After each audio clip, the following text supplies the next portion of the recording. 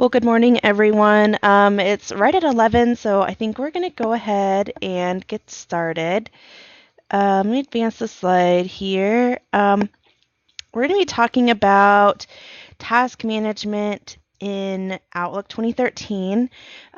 Like the Quick Learn series last year, we'll continue to focus on one specific topic, and we'll try to hold these sessions, over the lunch hour here. Typically around 11, or sometimes we might hold them at 10. This will be a presentation style session and not hands-on, but after the session I will send out a follow-up email and I'll include the session recording and any additional documentation or guides. Before we go any further, I'd like to introduce myself. My name is Tennille Fincham, and I'm a technology instructor with KUIT.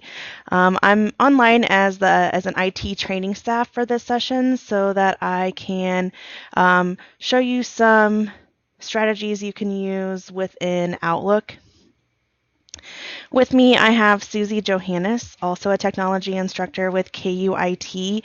She's going to be helping me to facilitate the questions from this session. If you do have questions, we'll pause often, but as I'm going through stuff, feel free to pose a question in the chat if something comes up. And then when I stop for questions, you can either pose your questions in the chat again, or feel free to unmute your microphone if you would rather do that. Also, you may have seen this, and I mentioned it earlier, but we are recording today's session. We will do a couple of things with that. We'll send out the link in the follow-up email, and we'll also post the video along with our other past Quick Learn sessions online on our technology website. A couple of meeting tips if you're new to using Skype for Business. First, to get the best viewing experience, you'll want to maximize your window. Secondly, your microphones should be muted by default. But just a couple of things there. If you're not, asking a question, it's best to keep those muted because it helps to, keep the feedback down. And if you do want to ask a question, just be sure you unmute your microphone to do so. And then finally, the chat message icon in the lower corner. There, if you click on that, you'll be able to ask a question in the chat and also see anything else that's going on in the chat and offer feedback or ask questions there. Okay, so the overview for today, this session is going to be sort of a continuation of our email and time management session. I think we held that last year. There is a video online for that, so when I send out the link to this Quick Learn session, you can go back and watch that. Today we'll be specifically talking about how to start organizing and utilizing the task list within Outlook. I've been following the recommendations that I'm going to show you here, some of the best practices. I've been following these from Microsoft for a while. It seems to be working for me. Now, certainly, I'm not an expert, but I did want to share this method with you because, as I said, it's been working for me, and I like the way all of my email and calendaring and tasks are all within Outlook, so I just kind of have like a one-stop shop. If you see something today that seems helpful or would work with the type of tasks that you receive, I'd encourage you to try that out. If you see something and don't think it fits with your needs, or the types of tasks and emails that you receive, don't feel like you have to do that. I just wanted to share, what I was doing and the best practices from Microsoft to kind of give you an idea of some things that could be done. Also, just kind of as a side note to this, the goal of this is to create a zero inbox and to create a task list that is not your inbox. So oftentimes people have, 50 unread emails in their inbox, and that means they have 50 things to do. The goal of this is to kind of move that from being tasks being emails that aren't unread and sort of create another place for you to keep track of messages that may have a task associated with them. Again, this does seem to work for me, but I probably don't get as much email as some of you. I don't receive email from students, so keep that in mind here, but I'll talk through what I do as well. Okay, so on to the session overview a little bit here. we're going to be talking really quickly about just processing your messages. So just a little bit of a wrap up from our previous quick learn session, just to get us back into the organization mode. And then we'll talk about, things you can do to manage your inbox. And then finally, we'll be talking about creating and managing your task lists. We'll talk about when and how to defer a message, how to start customizing your task list in Outlook, and how to pull in tasks from elsewhere. So let's go ahead and start to talk about some of these processes here. This is an example of my email inbox. So this is kind of what our goal of today will be. So along the corner, we have a minimal folder structure. Then we have a 0 inbox. So I'm not holding anything here as my task list. Over on the right-hand side then is my organized task list with things I need to do, today, this week, next month, or later. The other thing we'll be talking about are using categories to help you organize your task list. And we'll also be talking about using quick steps to help you process email and tasks more quickly. So this is kind of the roadmap to where we are going today, just so you can see what my inbox currently looks like and how I'm using the task list and that functionality. So before we talk about tasks, as I mentioned, I kind of want to just talk about some basic organization concepts that deal with your inbox. So the first one here that I have is to create a minimal folder structure. Before I started with these best practices, I used to have folders within folders within folders within folders, and I would have, folders for people, I have folders for software, I'd have folders for projects, and so I'd get an email. It would be from Susie about Outlook, but also associated with a project. So I found myself asking, do I file this into Susie's folder? Do I file this into Outlook's folder? Or do I file this into the projects folder? So sort of kind of that, stressor where I didn't know where to file it, and I just end up not doing it because I didn't know where it needed to go. The other thing here that you can do to set up your inbox is to create rules to automatically file mailing list emails directly to folders. So these are the emails that are from vendors or newsletters, like tips or tricks that you may receive from like a software or something like that. These are, those emails that you like to look at but necessarily don't have like a task associated with them or an action item from your manager. The other thing, and then we'll be talking about this a lot today, are creating quick steps. Quick steps are really great to help you move items to their correct location, set up tasks, and respond to emails. This is a bit more of a manual process, so I'll show you how to set that up, but it allows you to do multiple actions to one single email message at a time, and we'll talk about how you can start to use those when you are filing email and also when you are setting up your tasks.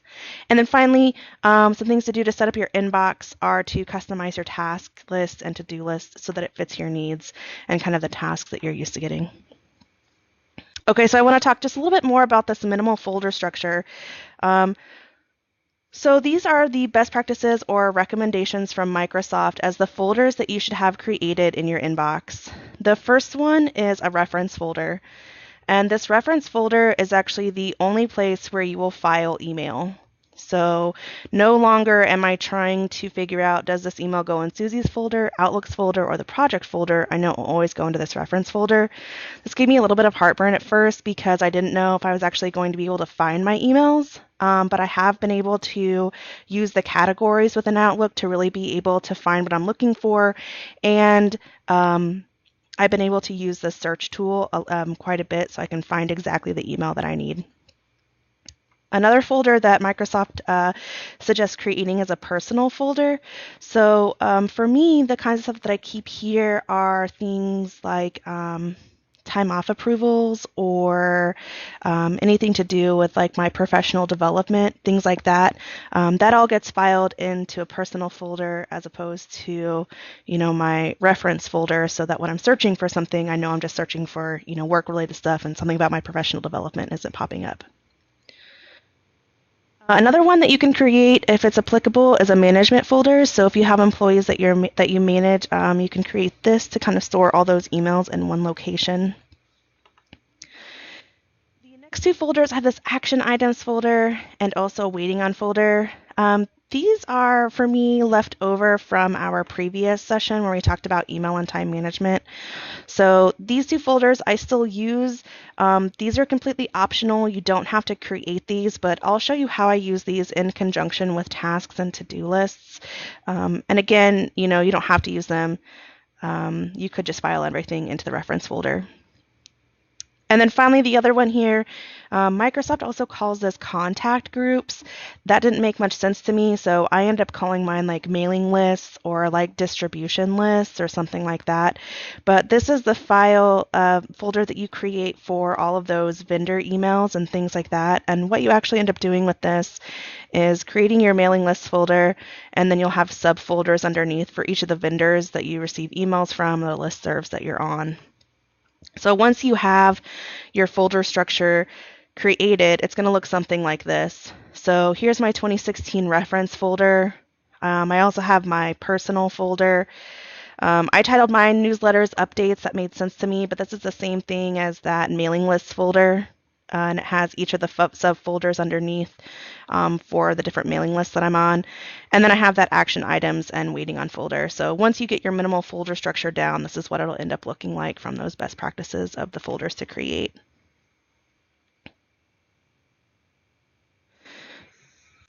The other strategy for processing your email, and when you process your email, you should actually be doing one of these things each time that you touch an email. So this is something called using the 4Ds. The 4Ds consist of deleting.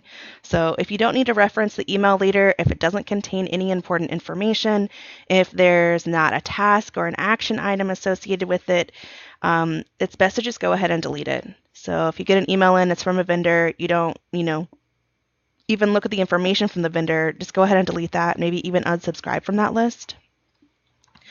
Next up is to do it. So if it takes less than 2 minutes to do the task associated with that email, it's best just to go ahead and do it.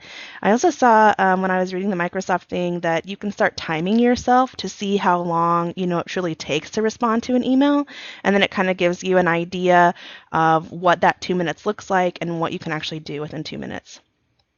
Now that task could include anything from replying to the email to calling the person to even just filing. So whatever is associated with that particular email, if it's less than 2 minutes, go ahead and do it. Next up is to delegate it. So we all get those emails that truly should go to someone else to handle. From there, go ahead and forward it on, and then either file the email if you need it for reference later, or delete it if it's, if you don't need that as a reference item. The other thing you can do here is if you want to follow up with that email later, you can always flag it for yourself or create a task for yourself to remind you to follow up on that task with either the person you delegated it to or the individual to see if their problem has been taken care of. And then finally, and the one that we'll be talking about today and strategies for this are to defer it. So if it's going to take longer than 2 minutes, then you may want to defer your task for a later time so you can finish processing through your email. So times where you may want to defer an email include if it takes longer than 2 minutes to reply, or maybe the person is out of the office for the day, but you need to call them or talk to them in person. You might want to defer that so it's on your task to kind of look at tomorrow. Sometimes we need to construct like a really in-depth, very poignant email, and those typically take a little bit longer than just 2 minutes, especially if it's a long reply. Things even like reading a really long email could take longer than 2 minutes. So anything that's like that, go ahead and defer that for later, and then you'll be able to process through the rest of your email and then tackle your deferred items in your task list. And we'll talk about different ways you can defer those. Okay, I'm going to pause just briefly here. Are there any questions sort of over just how to get yourself kind of set up with your inbox? Any questions over that?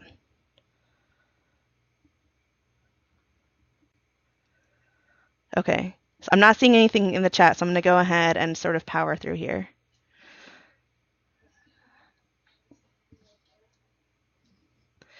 Um, okay, so a little bit about processing email. I'm not going to go in these into too in depth, but I do want to give you ways that you can sort of bulk process email and different strategies you can use to find email and that sort of thing. So the first one is by creating rules. So rules are really great because they will automatically move messages to folders that are based on specific criteria that you've defined. So these are things like if I get an email from Outlook Tips, I can have that automatically, once it hits my inbox, automatically move to an Outlook Tips folder for me through a rule that I create. And then I can go back at a later date and look through that email, but it's not something that I have to process or something that I have to, apply one of the 4Ds to. A couple of things here.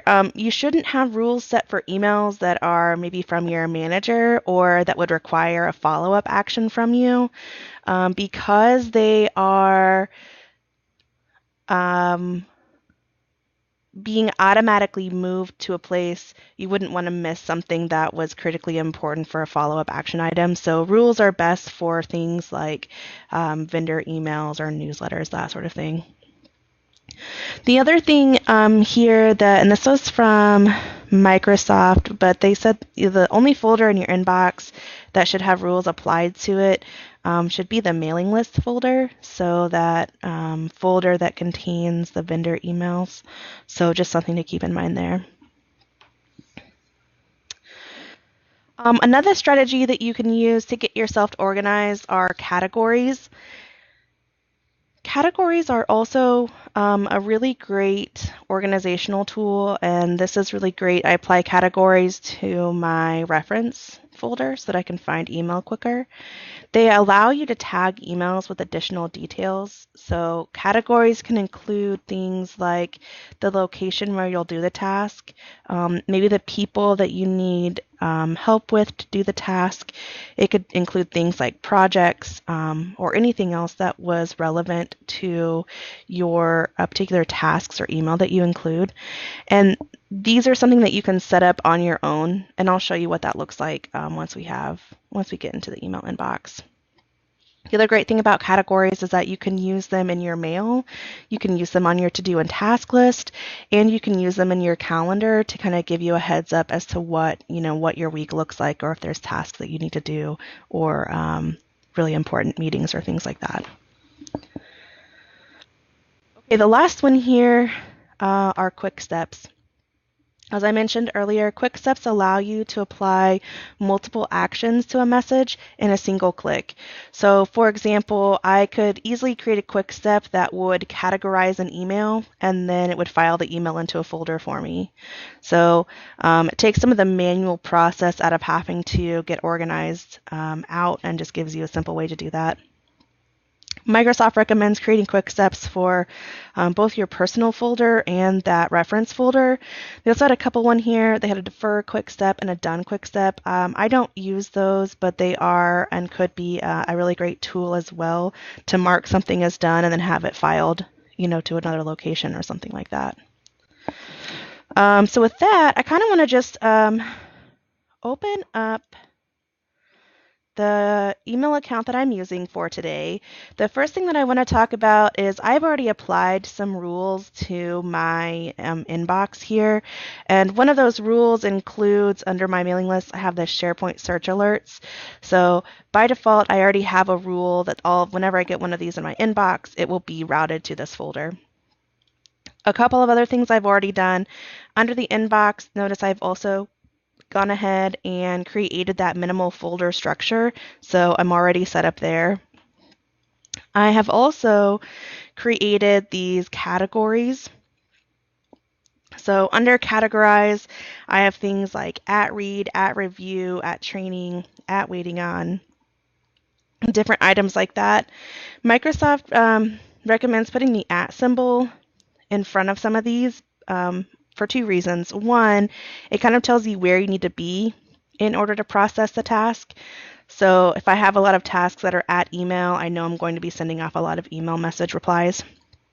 And the other thing is, if you keep the @ symbol in front here, it will kind of lump these all together at the top so that they should always be available for you. A couple of the other categories that I've created here have things to do with projects. So here I have Project 123 and Project ABC. The other one I have here is Tennille one-to-one. So these are, this Tennille one-to-one are for things that maybe should be brought up in a meeting that I have one-on-one with Tennille, so that we can talk about, whatever task or whatever email came through, that sort of thing. If you're new to setting up categories, you probably will see something like red category, green category, blue category. Here, if you click on all categories, you'll be able to either rename those or create your own from scratch. So I already have these set up, but what I do want to show you is how to set up a quick step. So in my email inbox here, I have several emails. And here's one for, Project ABC. So let's say for Project ABC, I need to, categorize it as Project ABC, and then I want to file it into my reference folder.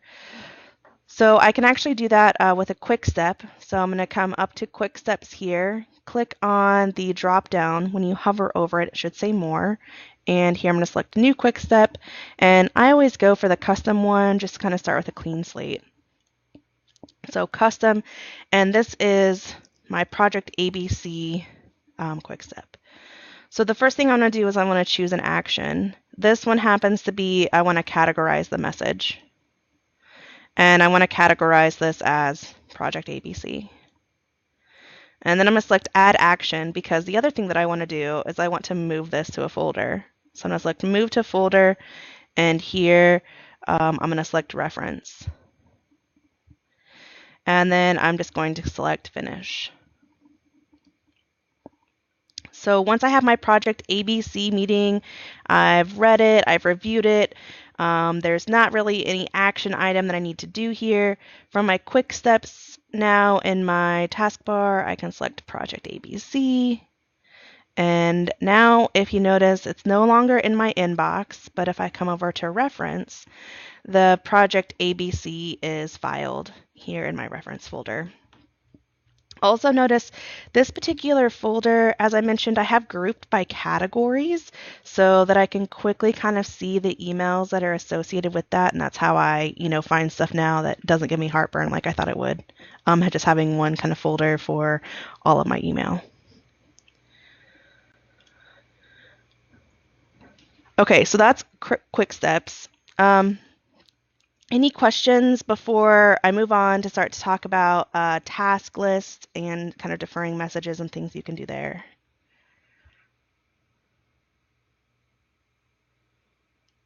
Awesome.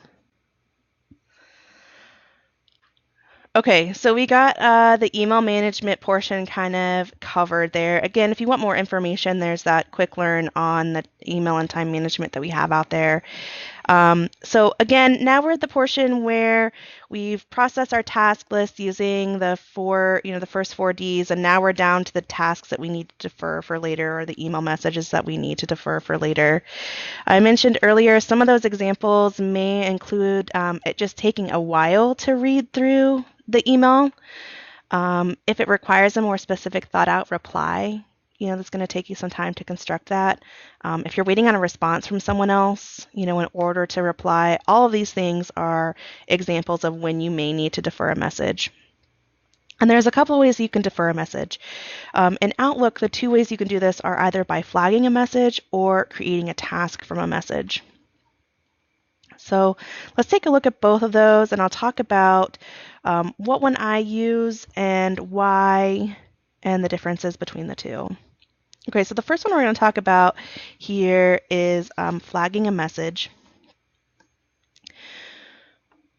Let's say for this example, all of these emails are ones that I need to defer for later. So again, using the flag message, any email that you hover over in your email inbox, you'll start to see these sort of grayed out flags on the side. When you select the flag, it creates it as a to-do item. The default is to create this as a to-do item for today. So this just kind of gives you a visual reminder that you have something that needs to be processed for this email. You can right-click on the task here and you can set up additional details. So by default, it's listed for today, but if this particular task wasn't due until, let's say tomorrow, I could flag it as that. You'll notice it's a little bit washed out, and that sort of indicates that it's not due until a little bit later. So the brighter the flag color, the closer it is to its due date, and the more washed out it is, the further away it is from its due date. The other thing you can do with the flag here, again, I'm just right-clicking on the flag, is you can add a reminder. So here I could select Add Reminder, and this allows me to set up a reminder to be sent to me. So just like those meeting reminders that you get, you can set a reminder. Maybe I'd want this to be the 21st at 8 a.m. so that I know I have this to do for that day. The other way that you can defer a message is by creating a task.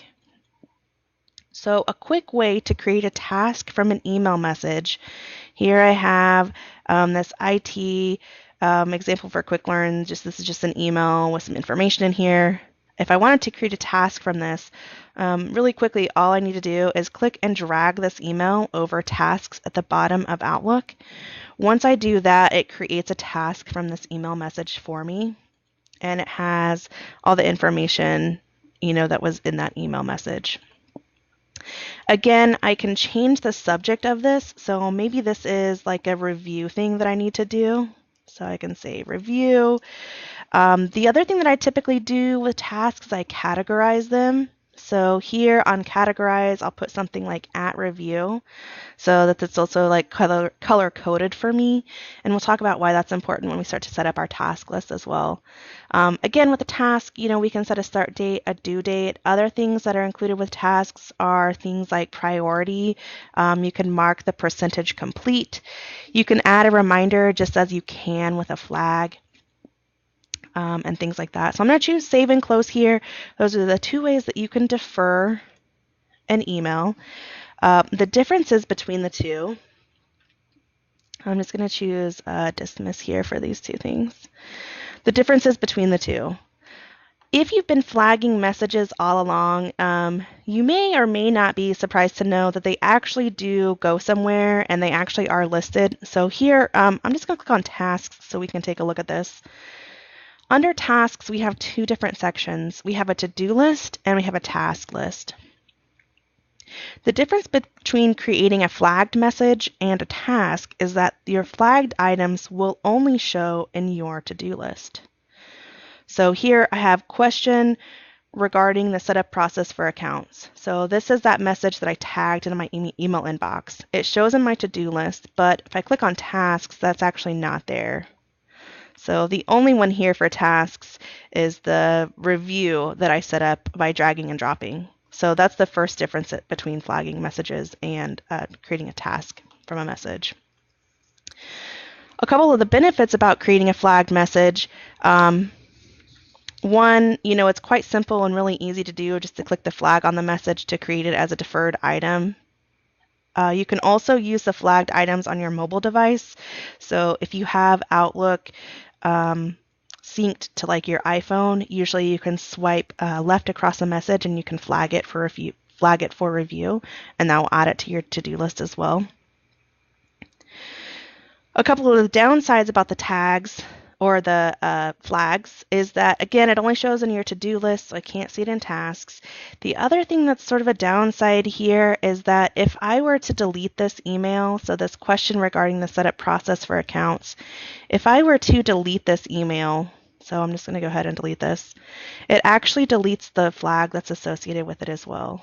So now on my to-do list, I don't actually have that flagged item. So that's one area you have to be a little bit careful with the flags. I typically use the tasks to create everything. I don't mind the flags. I'll sometimes use that, but I've just gotten in the habit of creating the tasks because they will also show up on your to-do list, and it shows up in the task list as well. With tasks, however, you can't kind of flag those on your mobile device. You can only use the flags. You can't create a task from your mobile device. So there's a downside there.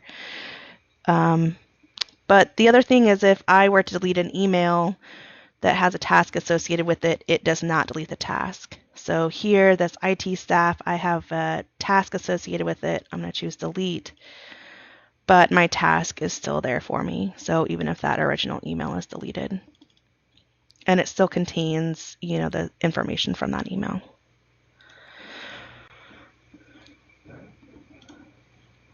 Any questions about the differences between a flagged message or a message created from a task?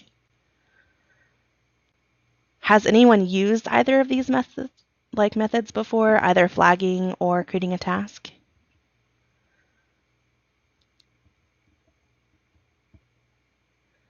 Flags all the time? Yeah.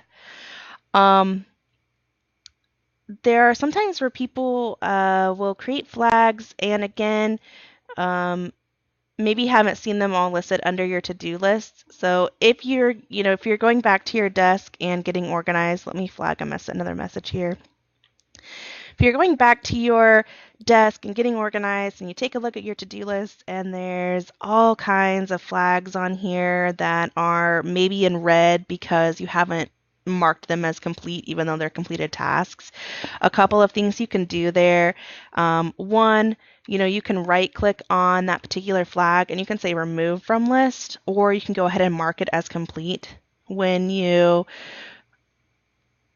mark something as complete, it should be then removed from your to-do list. So I'll go ahead and mark this as complete, and it's no longer on my to-do list. So again, if you're going back to your desk and you have all of these flags, maybe they're all red, like I mentioned, those are two quick ways that you can start to kind of clear those out and maybe start from scratch and get your task list organized.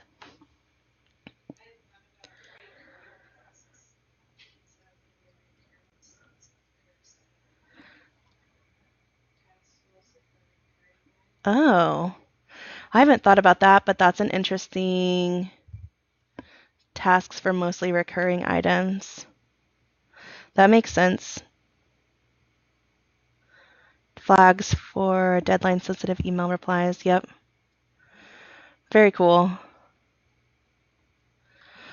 So I'm going to show you how I sort of combine these two ideas of the quick steps and with the task items.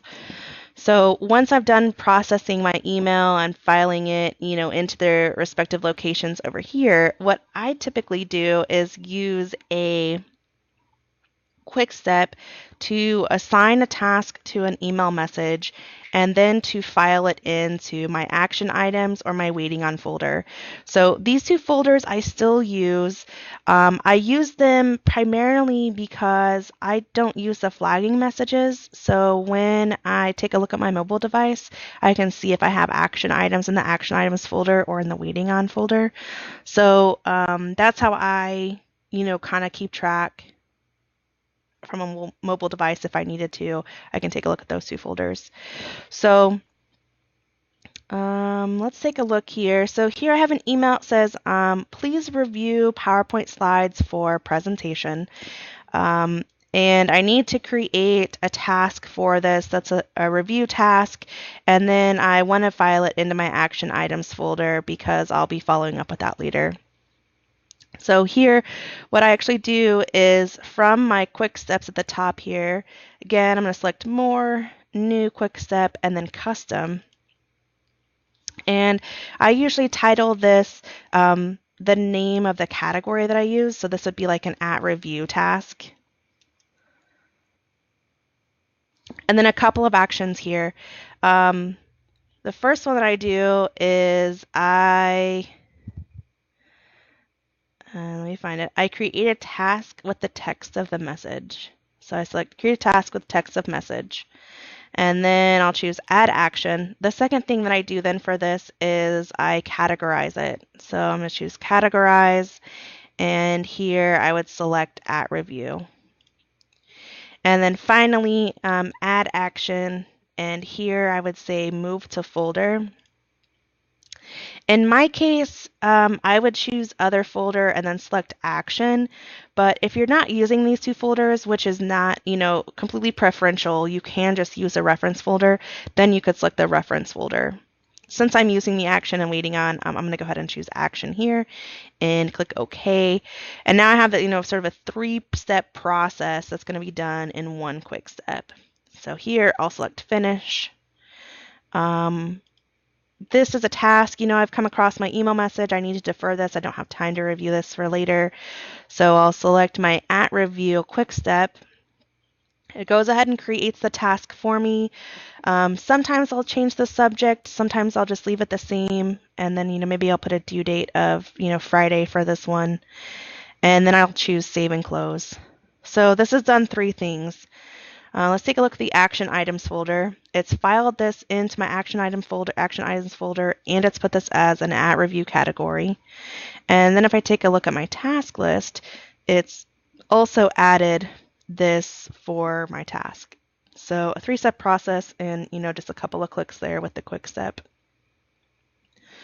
I'm also going to go ahead and this is that flag that I created. So I'm going to categorize this as an @review too, just so that it has a category.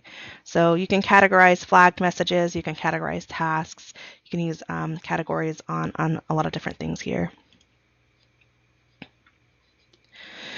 I also have one that is an @waiting. So these are those emails that I'm like waiting on a reply from someone in order to finish processing through the task. So here for this particular one, maybe everything is finished. So I would just do an @waiting if I was maybe waiting on the next revision for these PowerPoint slides or waiting on, a question to be answered or something like that. Again, three-step process here. I may put something like waiting and then choose save and close.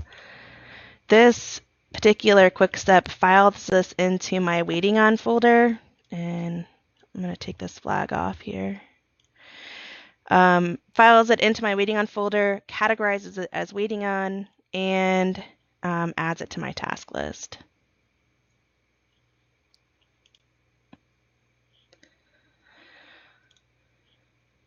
So I generally use the quick steps to process through most of my email as they're coming in. So again, I have one set up for each of the tasks that I do often, like review or waiting. I also usually create one for like an @read. An @email is a really big one for me since I send off a lot of emails typically. I also have like an @plan, things like that.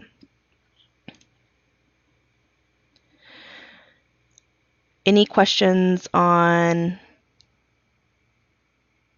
kind of using sort of a twofold process to get your tasks created with the quick steps as well? What about, has anyone used quick steps for anything previously?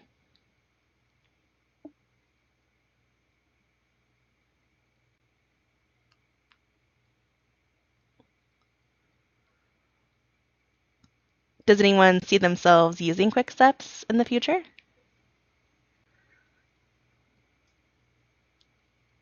Perfect. Great. Awesome.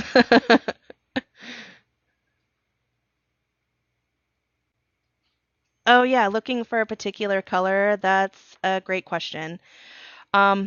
So if I'm looking in my reference folder, does that work? If I'm looking in my reference folder, or even if I'm looking in my action items, any folder this will work for. But if I'm looking for a particular, category for something, what I can do here is in the search box, once you click into there, you have access to these more sophisticated search tools. So a couple of things that I do here to typically find an email is I will select categorized and then just specify, maybe professional development here. And then that will show me the emails that are associated with that. Now let's take a look here. This particular email is showing up in both places. That is because this particular email is tagged with two categories. Yep, so yep, if you have multiple colors, do they show in both? Maybe not in both folders, but you'll notice they show in like both divisions here. So this email, the notes about Project 123 deadlines, is showing up both under the professional development category and under Project 123 because it's categorized as both.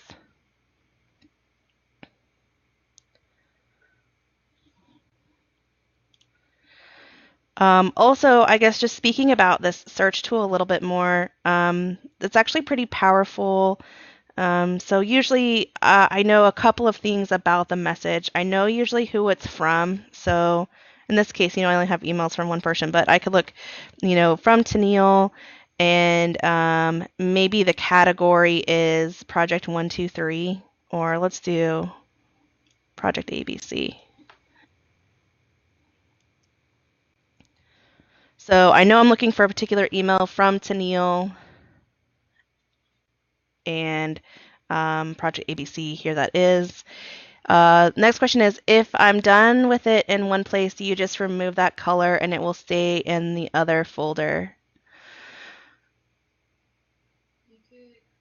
Yeah, what I typically do is once I have items in my action items folder, I'm going to go ahead and come to this task, and I'm going to mark this as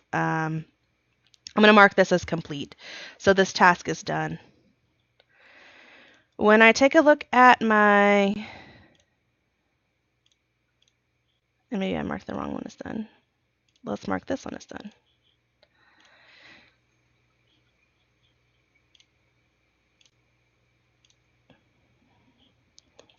Usually what shows here is like a check mark to show that it's been marked as complete.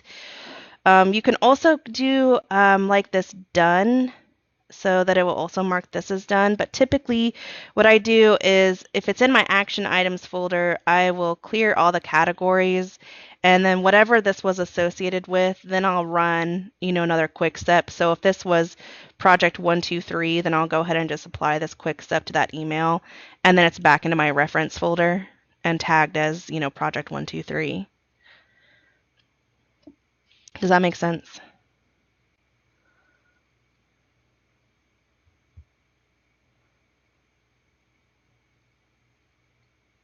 Great. Okay, so in the last little bit here, I want to talk about just some ways with your task list that you can start to customize this. And then I also want to talk about pulling in tasks from elsewhere.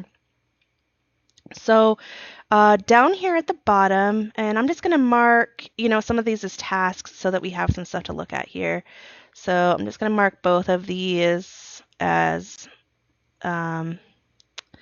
this at review task.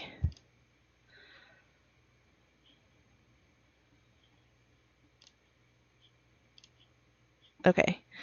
So task list here, again, we have a to-do list and a task list. Both of these can be customized to show whatever columns are most important to you.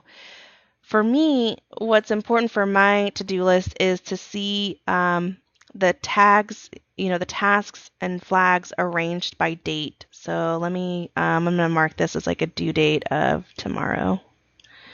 So here, I see in different sections when items are due, and then I'll also see the category that is associated with that. And I'm not sure why this isn't. I'm just going to mark these.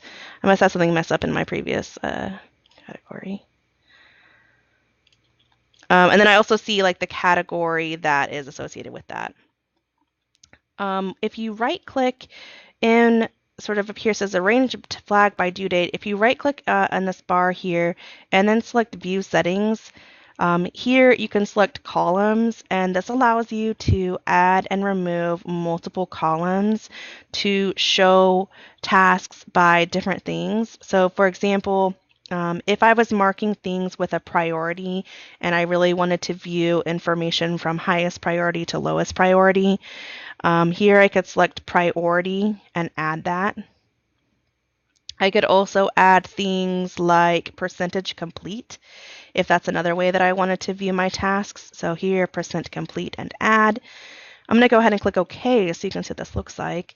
It adds these multiple columns here. So now I have, and I had to expand this out just to show you. I had to expand this out to see them all here. It adds in multiple things like the priority tag, that's this exclamation mark, and then also the percent complete. So I've added in those multiple columns to show what's important to me when I'm looking at my tasks. This can be done for your to-do list and also for your task list. Your task list is a little bit different than your to-do list. Your to-do list will remove items once they've been completed. Your task list will show items sort of crossed out even after they've been completed. Also remember, flagged messages usually don't show up on your task list. So keep that in mind. This task list, I really use this, or I see myself using this, I should say that, as a way to kind of look back at what I've done over the year. So this could be a good thing to look back on for like a yearly review. Again, this particular one, I don't have this arranged by due date because I don't look at it in that way. Instead, I have it arranged by category so that at the end of the year, I could say, you know, I reviewed all of this information, or I worked on these items for project 1, 2, 3, that sort of thing. However, you can add in multiple columns just like we did with the to-do list. So again, right-clicking here, there's an interesting one here. It's called Field Chooser. So if I choose Field Chooser and let's say I wanted to see like the date completed, I can click and drag that date completed wherever I want that to show. So maybe after the due date here. And that column will be added to my task list. So I can see, maybe I could say 95% of the times I completed a task before its due date or something like that.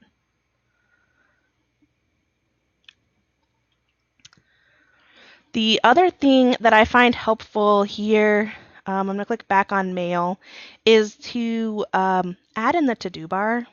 So the To-Do bar is found by clicking on View, and then on the section here it says To-Do bar. Typically, I will just turn on Tasks, and this shows that information in your to-do list. I'm going to change one of these. I'm just going to categorize this as something else so we can see here. Oops.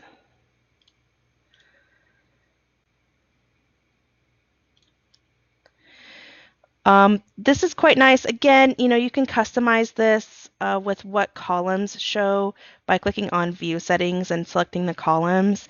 Typically, I only show two things here. I show the category and the date and have it arranged by the date in which it's due. I keep it pretty simple. So just like we saw, and I'll show that again at the end so we can kind of have a recap of what we did.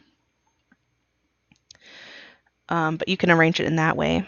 The other nice thing about this to-do list is, let's say that this one is also, I'm just going to make a change to this so we can take a look at the options here. So I'm going to put no due date on this as well. So these are all showing with no due date. You can click and drag these around. The benefit to this, and what I typically do is if I have multiple items for a particular day, I will arrange it by category so I can quickly see I have 6 emails that I need to write, or 6 things that I'm waiting on, something like that. So you can click and drag. The question in the chat, does the to-do bar replace the reminder pop-up? I don't believe so. This is just something that you can add to your Mail tab. You can also add it to the Calendar tab. What I like about it is that I don't have to click on tasks to see everything. So most of the day I just stay, within Mail, and I can see my task listed out. The other thing that you can add to the to-do bar here at the bottom is the calendar. So this will show you the meetings that you have for the day. So this just kind of gives you a way to see multiple items in one place without having to click through the different tabs at the bottom. Does that make sense?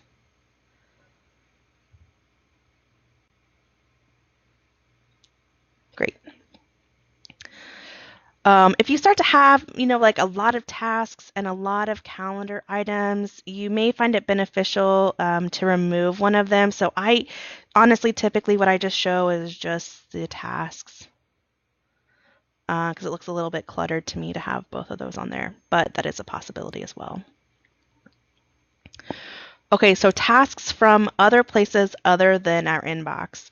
So most of the time, all of our tasks that we have to do don't always start out with an email message that clearly defines what we need to do for the task or things like that. There are tasks that come from multiple places. So the first way to create a task, and I always do this in my ToDo bar because I have that shown. So it says type new task. So if I'm in a meeting and I get an action item from a meeting, I can quickly say, create new materials for, let's say, like project ABC. Once I hit return, my task is created. By default, it puts it as a today task, but I can right click and change this up a bit. So I'm just actually going to double click on this guy. And here I can say that the due date is maybe next Friday. I can also go ahead and categorize this as a project ABC task and choose save and close. And so now I've created a task really quickly by just typing it in. And that's from something that's not within my email account. A couple of the other ways that you can create tasks.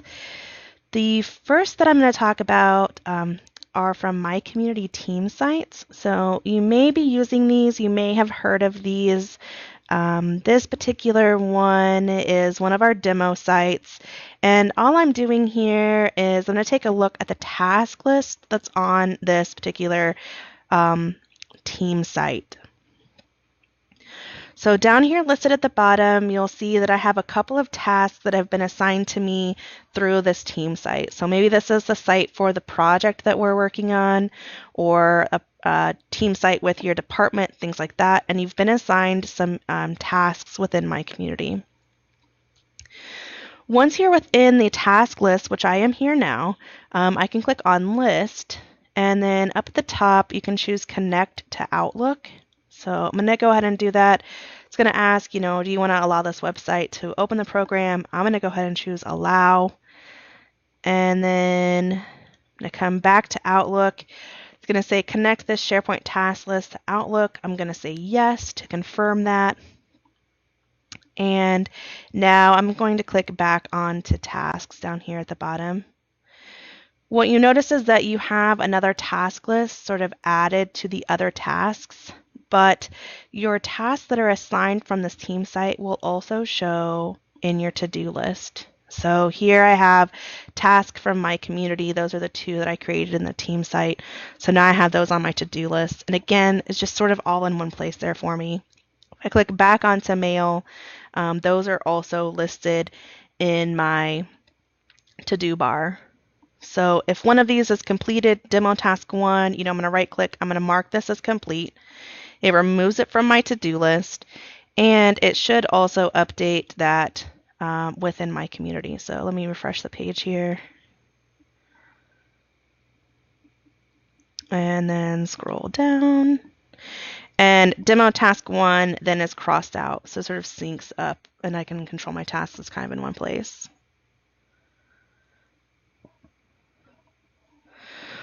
Okay, last place where you can add in tags is or tasks is from OneNote. Here, I just have this example of a quick learn. This is from today's message, and maybe I've taken some action items for myself and some action items for Susie or someone else. You can create Outlook tasks from OneNote. So here I can click on any of these words or any of these paragraphs and create a task from that. So for example, this particular notebook uses something called the to-do tags, so I know that there's a task associated with this. What I can do to create the task in Outlook for myself is to put my cursor, wherever begins the start of the task. Choose Outlook tasks, and then now I can say, maybe this is due today. And it creates a task for that. You see the flag item, so you know it's a task. And if I come back to Outlook, here's that IT staff training customized task list if it needs. So there's that task from the OneNote Notebook. Again, if I right click and mark this as complete, and then come back to my OneNote Notebook, it will also eventually update there to be marked as complete as well. So it should always have like a check mark next to it.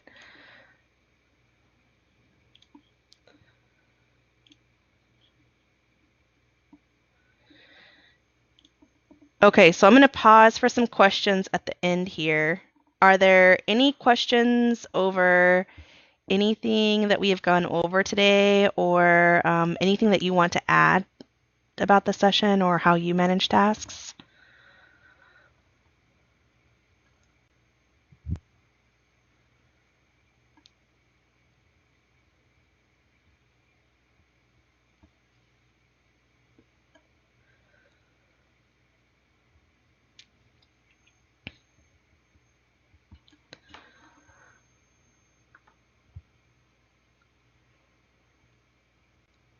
Okay, so as a final recap then, I'm going to come back to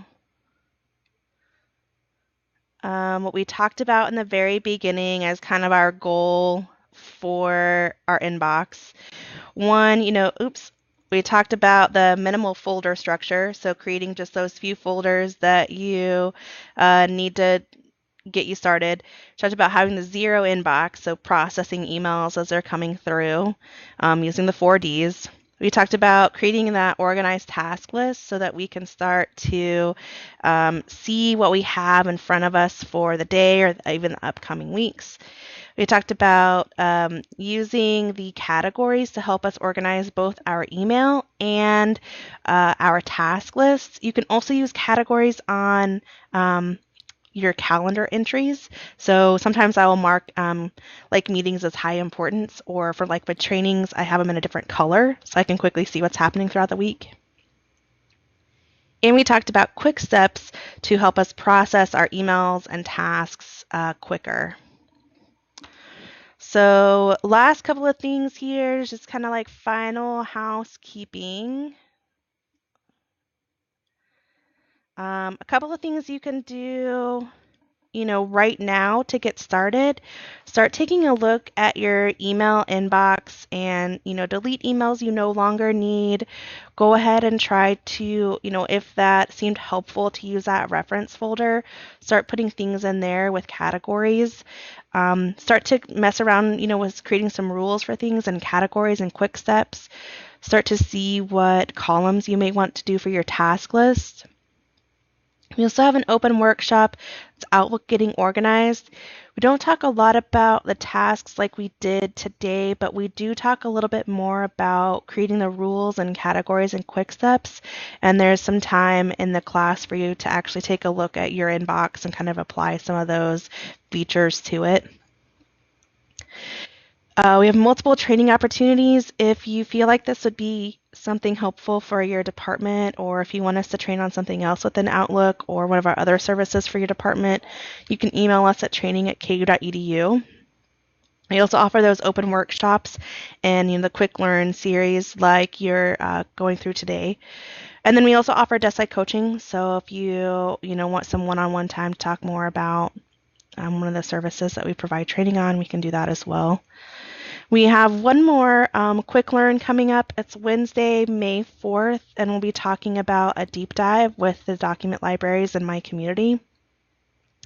And also stay tuned for an announcement about our summer quick learn series. So we'll be getting those together so you can see what topics we'll be covering during the summer. And thank you all for your time today. I'm glad that it was a useful session. I will send out a follow-up email, and I'll also include the link to today's recording. Oh, great. I'm glad that there is some inspiration. That's excellent.